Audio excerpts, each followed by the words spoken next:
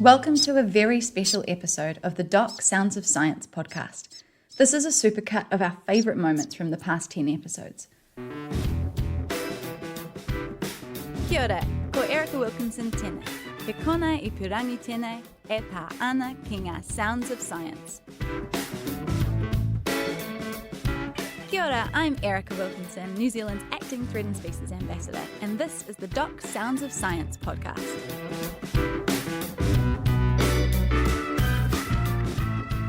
This week is Conservation Week, and we're inviting you to look at nature through new eyes.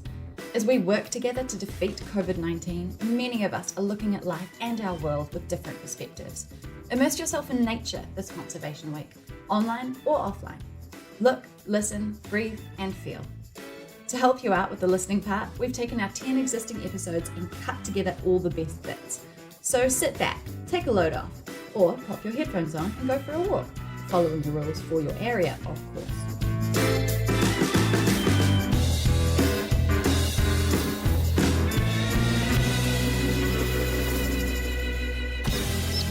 All conservationists have great stories to share, but none quite like Kate McInnes, our doc vet. Kate has one of the most unique jobs in the world, treating our native species and advising on their care. She's passionate about veterinary teamwork, and she had some wise words of caution for us about feeding native birds. Spoiler, don't. She's invented and modelled kākāpō sperm helmets, traumatised strangers with her work photo gallery, and taught people all over New Zealand about the cumulative impact of things like disease or increased predation. And she's got the stories to prove it. We spoke to Kate in episode 2 and she had us in stitches. So this was a genuine and serious conservation tool, okay? So let's just put that out on the table first. Don't believe you. We wanted to find out if kākāpō were duds or studs. So we had a bunch of boys who'd never managed to father a baby, and we didn't know if they were fertile or not. And so we wanted to get sperm and have a look at it. And one of the ways they do that in other endangered species programs, so it's not something I made up, is if they have an imprinted boy who thinks he's actually a human, he will come down and try and mate with people. And they've done this with kestrels. I think it was the Mauritius kestrel, where they would wear a hat and the boy would bonk the hat and they could collect the sperm. It was like, it sounded very simple. So we thought, well, the Mauritius kestrel I think is about 250, 300 grams. It's really light. A kākāpō is 4 kilos. And we had one in our site, Sirocco, the spokesbird of New Zealand Conservation. I wasn't prepared to have a 4 kilo kākāpō sitting on a little hat on my head. And I thought the hat might fall off. So I decided that a rugby helmet would be the way to go. And this is New Zealand rugby, I'm going to embrace it. So I went down to the shop, bought a rugby helmet, and I thought, it's not very attractive. And if he does produce the goods, it's just going to fall off. So I got a big tube of silicone sealant and I covered the hat with silicone, and then I made little rings of silicone. So there were little wells where the business could be done and I could collect it afterwards. You made the helmet. I made the helmet in the backyard of my Berempore house one sunny afternoon. That is amazing. So then we took it down to the island and we went and visited Sirocco, and he got very excited by the whole business. And so for about 3 nights in a row, I was out there in the evening with him bonking my head. He's quite heavy. He goes on for a very long time. He grunts the whole time he's doing it. And he didn't produce a thing. So I'm not sure if the concept was a failure or he just didn't like how we'd done it, or if he just was never actually going to do it. But yeah, so then we ended up with a photograph of it, and Te Papa heard about it, and we're doing a big exhibit on New Zealand, and we gave them the helmet. Colin O'Donnell knows everything there is to know about peka, bats, and he's accumulated some wild stories in the name of science. He's encountered popping bats, game-changing technology, tiger prints, and gelatinous excretions, which is exactly as gross as it sounds. Here's Colin in episode 8. So wind farms are great, right? Everybody wants a wind farm because we want sustainable clean energy. Yeah. So what is the problem for bats when it comes to wind farms? Yeah, unfortunately, globally, there's obviously lots of wind farms, and people have been identifying for quite some time lots of dead bats under wind turbines, and it is a global problem that turbines can kill bats. And for a long time, people thought, well, the blades are, striking the bats and killing them. But it turns out to be a much more interesting and complex story than that.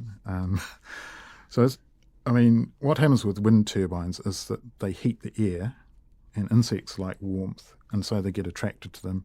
And the bats get attracted to them and feed around the blades.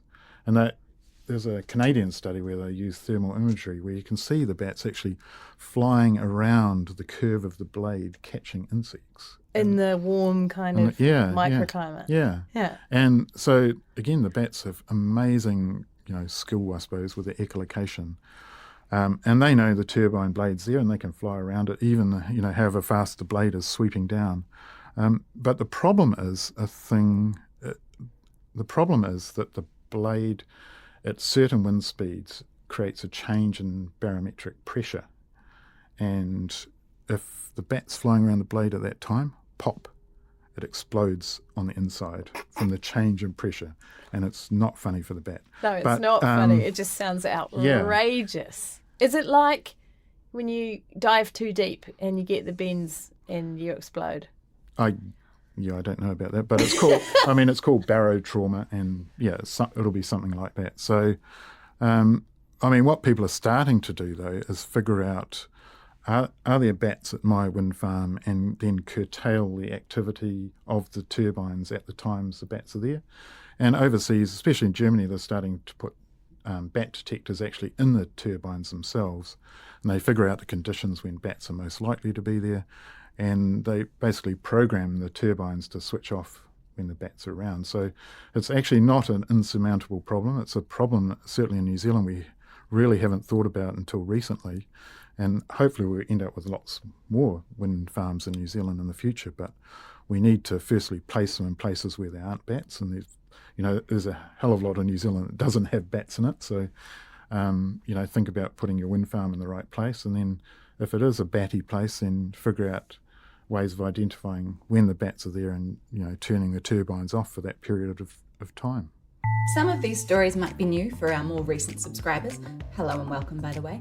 But perhaps not as new to your ears as Hannah Hendricks, our Marine Species Support Officer and first ever podcast guest.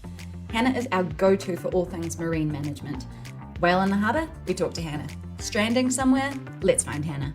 Research and collaboration with other experts? Hannah will know. Here she is. We had our own southern right whale encounter in Wellington this year with so-called Matariki the whale, spending over a week in our harbour, which was a really exciting experience for everyone in our team, and it's probably my favourite thing of the year actually, because so often we're dealing with strandings and stuff and it's quite sad, but this was actually a really sort of happy, exciting thing to be dealing with, and all the public was really excited.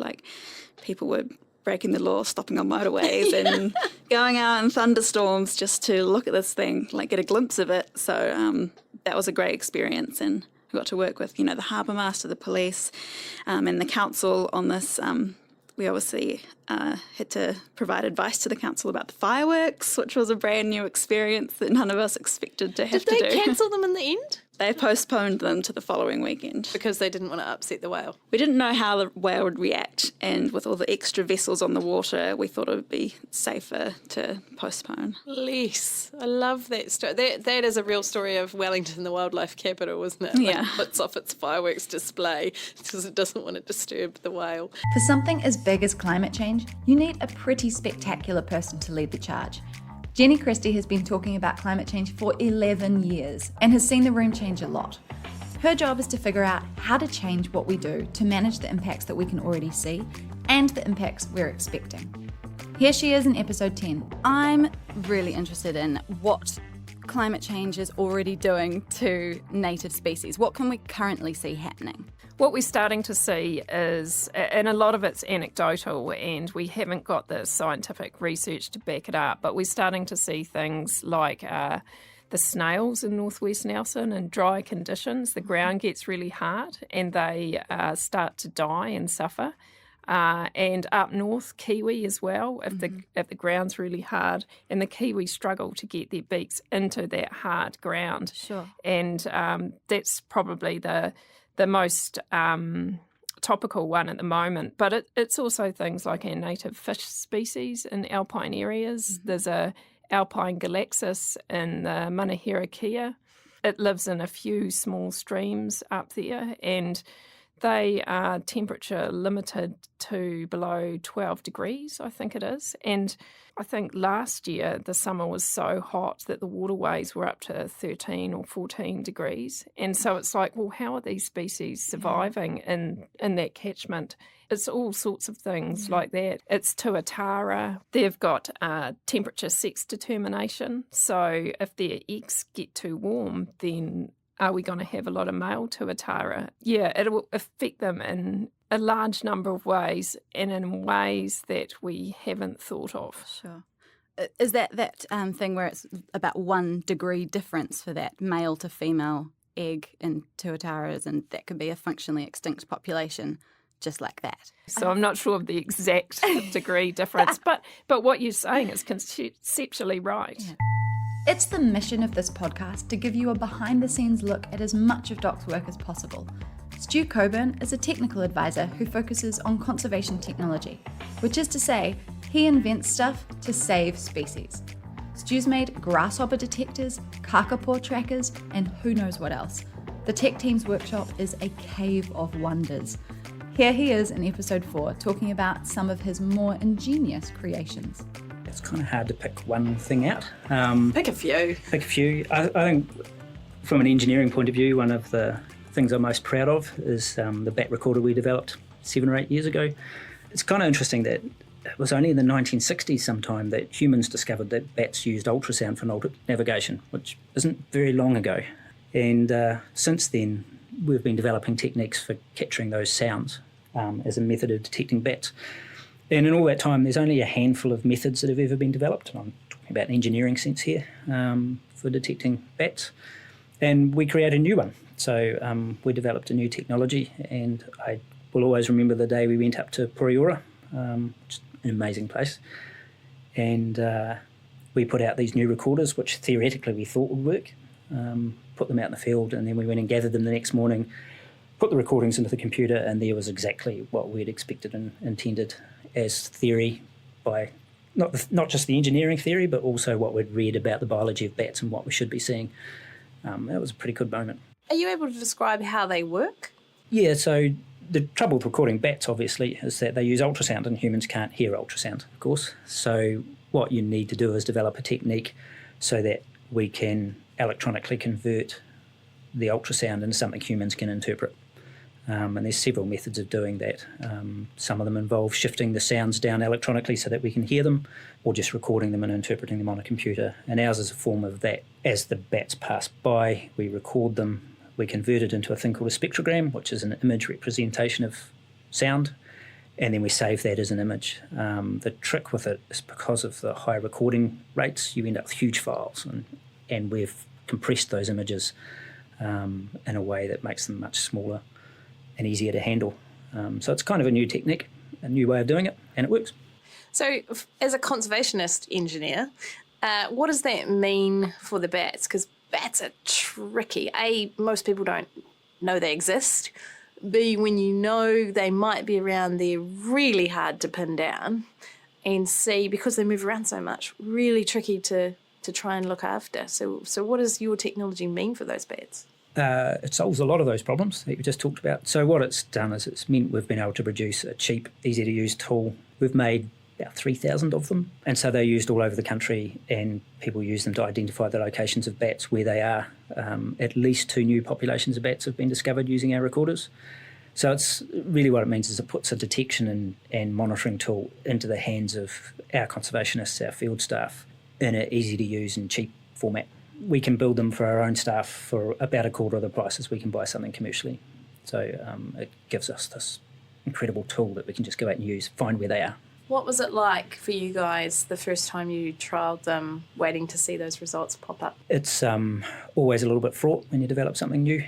Yeah, I think I made the point at some stage that there's a billion ways of making things that don't work and very few of making ways of things that do work. So you've always got an expectation of having problems. And that first morning where it had just worked perfectly the first time we put it out to record bats was, it was a bit of a buzz. Nailed it.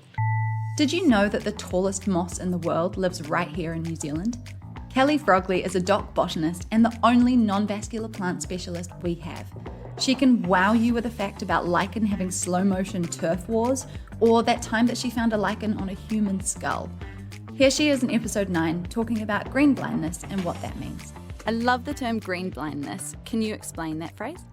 Yes, so this is a term that I heard at a recent Conservation Network conference, and I thought it just applied to non-vascular plants perfectly. Green blindness is that sensation when you're walking through a forest and everything looks the same. You don't really take it in. It's sort of like a green veil is covering everything, and I'm guilty of doing this in the past. When I was growing up, I would go for walks in the bush and everything would just be a tree. I'd focus on the track, I'd focus on my breathing, and I wouldn't really notice anything that was around me. And once I start to learn more and to look, then I have a completely new experience when I'm walking through the bush, now knowing what I'm surrounded in, what these plants are. So you've taken your green blindness off. Yes, I've Almost. lifted the veil. Lifted the veil. I like that one. So how do you get people to lift the veil themselves, to start noticing things around them? Cool, good question. One of my favourite ways of doing that is to find a really mossy rock or log and ask people to look at it and tell me how many different species they see on it. And this includes mosses, liverworts, lichens, hornworts, whatever's on the rock/log.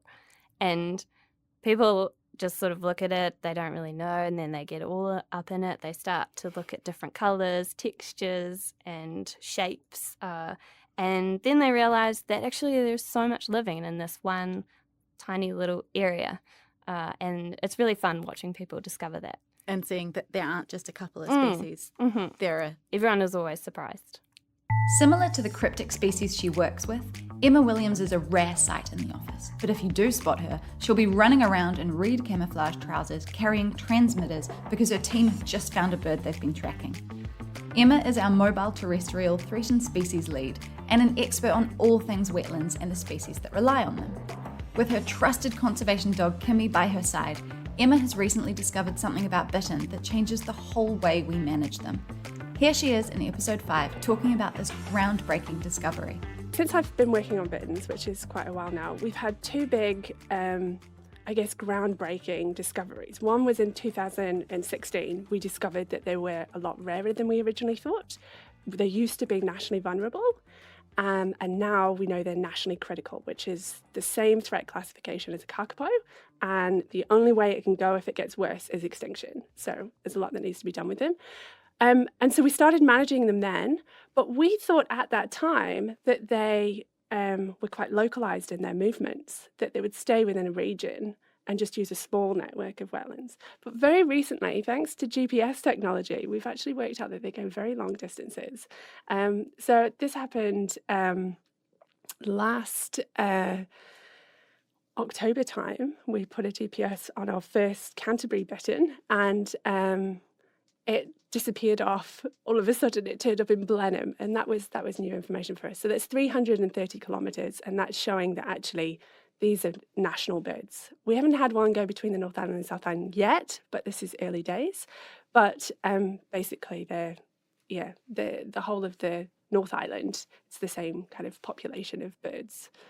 What kind of population is there, do you think, roughly? So the official estimate that was from the 80s was that we had 1,000 birds, 1,000 bitterns. But that was not doing any kind of national census. So they will have been double counting some birds. So that was basically a bunch of experts get together from different regions going, oh, well, we've got about 20 in our region. We've got about, and then the other region saying, okay, we've got about 30, and then adding it all up. And so now that we know that they move across regions, They could have been counting the same guy twice. And they're doing this across the breeding season, so within a relatively short space of time. Yeah. So I suppose it's just what you've just told us just demonstrates that value of science advice, doesn't it? Because that whole learning new things throws the management process we had for bitterns before out the window, essentially, isn't it? And it says, whoops, instead of managing this small area which we thought was going to be good for bittern, you now have to manage the whole lot. How does that work? Yeah, so it's completely thrown everything out because DOC's whole system of managing wildlife is by a site-by-site basis. We have these things called EMUs, which is our ecological management units, and we have SMUs as well, which is our species management units, yes. Unfortunately, that means that we're managing on a site-by-site basis. So basically it says Whangamarino wetland is an EMU for bittern, but Kākāpō wetland, which is actually quite close to Whangamarino wetland, isn't for bittern. But we know now that bittern need both of those sites and also need the sites in the Bay of Plenty and also need the sites up in Northland. It's the same bitterns. So if you're only managing a tiny proportion of an animal's habitat, it's kind of like, in humans' terms, having good health and safety in one part of your, just being safe at home, but the rest of the time when you go to work, you're doing crazy things and not being safe.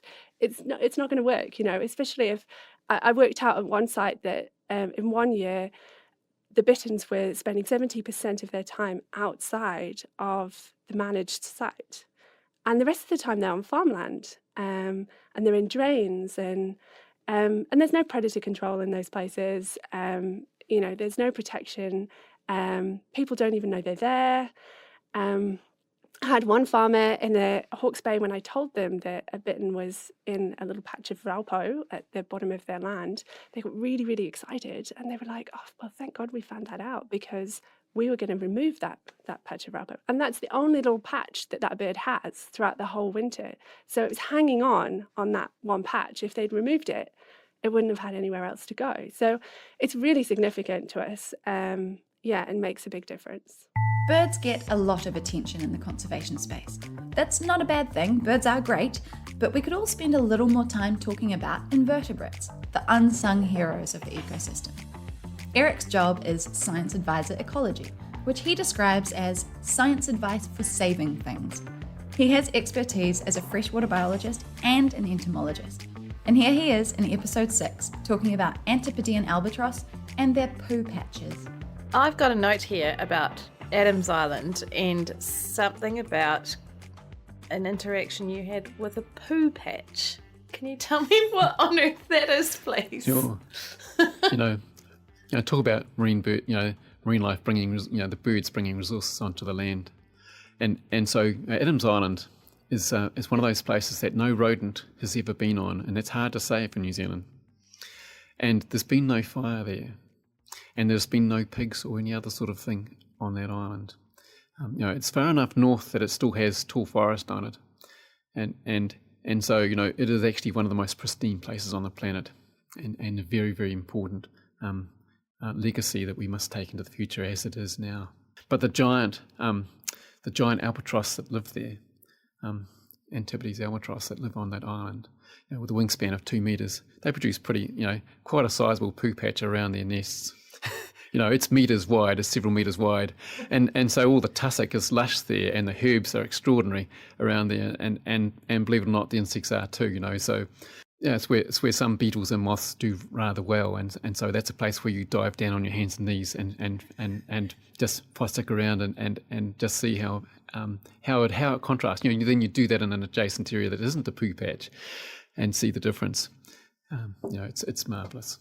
It is, isn't it? I always feel that that's the one thing people miss when they're talking about restoring places on the mainland, and they want to bring back, this kind of bird or that kind of bird. My view is we should always try really hard to bring the seabirds back first and let them poo all over them, let them create poo patches and drive that ecosystem function. There's modelling that tells us where the birds once lived. And so, I'm interested in those sorts of places. And I'd like to fast forward it. I often think we should get a crop dusting aircraft and just go across them and actually redistribute the guano into those places and drive that ecosystem like it once was driven.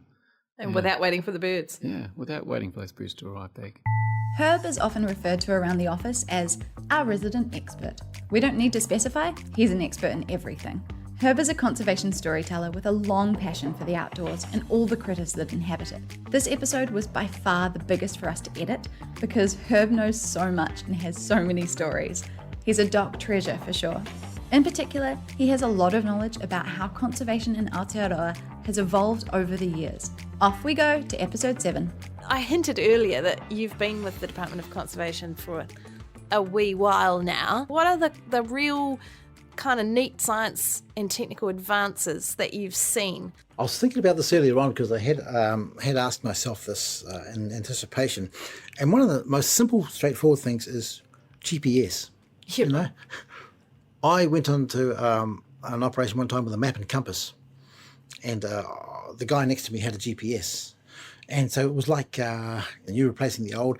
And I was very adept at using a compass and map, and I could find my way around the bush, not blindfolded because I wouldn't be able to see my map. But this guy with a GPS, he was similarly also very adept at using the GPS, and I could see this coming a mile away. And the next minute, the GPS was involved in determining where our species were, how we manage our helicopter flights, everything, just positioning. Because we're such a spatial organisation, GPS has made a huge difference to how we manage species and pests, just everywhere.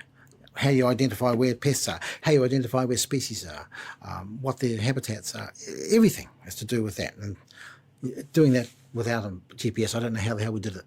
Lizards don't get enough love. Of course, if you ask any one of Doc's staff about what area needs more attention, they'll say theirs, such as the nature of being a dedicated conservationist. Lynn Adams makes a brilliant point though. Lizards need more limelight. Our lizards are unlike those anywhere else in the world. For starters, they give birth to live young. And Lynn's been all over the country working with our lizard species. In episode 3, she talks about her long love affair with the Chesterfield skink. So Chesterfield skink lives on this fairly unremarkable piece of beach just north of Hokitika. It's a nationally critical species, and we've done a reasonable amount of research on it over the last 3 to 4 years. Is that the one with the curly whirly tail? Curly whirly. I love this one. Yes, curly whirly. So that was a name that we gave to a skink. It curls its tail, its whole body actually curled up into this. It's like a curly fry. Yeah, it's like, or like a Mr. Whoopi. Mr. Whoopi. Ice cream. Or a turd, I've been told. Seems we're always going to go there in this podcast. That aside, so the reason it's got a nice curly whirly tail is because we think it's probably arboreal, so they use that tail, just like monkeys do, to grip onto forests. And so the species is now living on the coast, on the beach. It was probably coastal forest back in the day, and it's all been cut down. It's lost most of its habitat. It's probably been preyed upon by all the mice and cats and hedgehogs in the world, and it's now down to a population of 200. We had a major setback last year with Cyclone Fahey, which I'm sure lots of people are going to remember that one. It was a really damaging cyclone, and what happened at our Chesterfield skink site was that on their little safe, we thought was safe beach site, there were these massive waves, massive tides, which overwashed them. The whole entire population was overwashed over a couple of tides, and so I got that news when I was sitting in Invercargill doing some other work, and I actually thought that we'd lost the whole species. So that was my worst day. There were a few tears. I'm not surprised. There were a few tears. Thanks for joining us on this whirlwind tour of past episodes of the Doc Sounds of Science podcast. Now, these are just snippets. Each guest has a full-length episode, which you should absolutely check out if you haven't already. This show is a glimpse behind the curtain at Doc's work and an opportunity for nature lovers all around the world to learn from experts and nerd out over our shared passion. In 2020, many of us have had to slow down and take time to reflect on the most important things in our lives. We've had to change how we live and what we can do. For Conservation Week 2020, we are encouraging everyone to look at nature through new eyes. Immerse yourself, online or offline. We've got this, Aotearoa. Stay kind. Kia kaha. The Doc Sounds of Science podcast is available wherever you get your podcasts, so subscribe now, never miss an episode.